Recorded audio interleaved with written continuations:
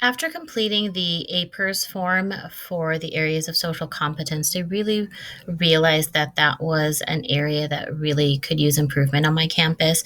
I feel as if the general education teachers, the administration, and other staff members on campus feel that providing opportunities for social interaction and teaching social skills is only the responsibility of the education specialist and the speech and language pathologist.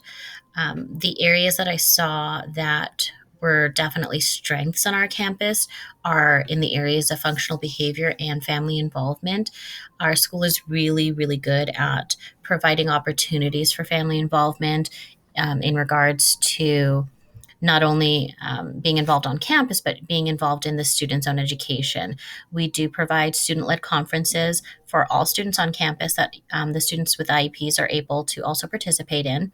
And the gen ed teachers and the education specialists are in close collaboration with families, especially if there's an issue either academically or behaviorally.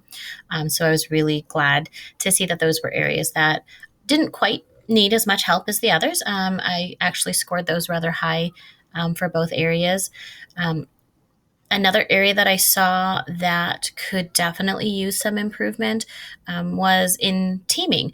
While the gen ed teachers and the service providers are very collaborative with the education specialists the um, and the service providers, I did notice through this evaluation that the paraprofessionals are not provided with any formal training on how to address the needs of individuals with specific learning disabilities or any disabilities for that matter. So they're just kind of in there providing generic tutoring when they provide push-in services.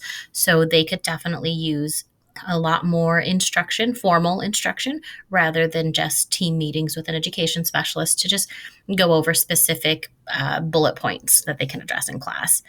I also saw that the area of, excuse me, personal independence and competence is kind of low.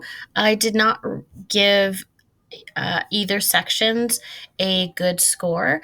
What I saw is that students are provided with personal schedules if they're provided by me or the other education specialists, and planners. Are either provided by the school. They have been provided in the school in the past. This upcoming year, I'm not sure that it's in the budget. So I am looking to at least purchase some for the special education students on campus that meet their needs. But otherwise, there's not a lot of collaboration on campus on how to teach students how to be uh, independent and how to be competent about their behaviors. Um, there's also the area of strategies to promote self management. There are no formal instructional strategies that are used on our campus to help students recognize what their behavior is and how to label it. We have gone through a campus wide implementation of zones of regulation, and that's about as far as it has gone. They're still not labeling the behavior, they're just labeling the mood. They don't recognize how to evaluate themselves in relation to the behavior and if it was appropriate or inappropriate. And students are not included in the reinforcement process very many times. So I know for the students on my caseload, I will go to them and ask them specifically what kinds of things they want to work towards in order to create some sort of reinforcement program or schedule. But that is not a common thing on our campus. So that's definitely an area that I would probably address administration with on how to implement systematic change throughout the campus. But so overall, I think that when it comes to addressing the needs of our students with autism on campus, that we are maybe at the 50% mark. We could definitely use a lot of improvement, but we are showing strengths in collaboration and family involvement, which I think on a lot of other campuses it might be the exact opposite. So I'm very glad to see that.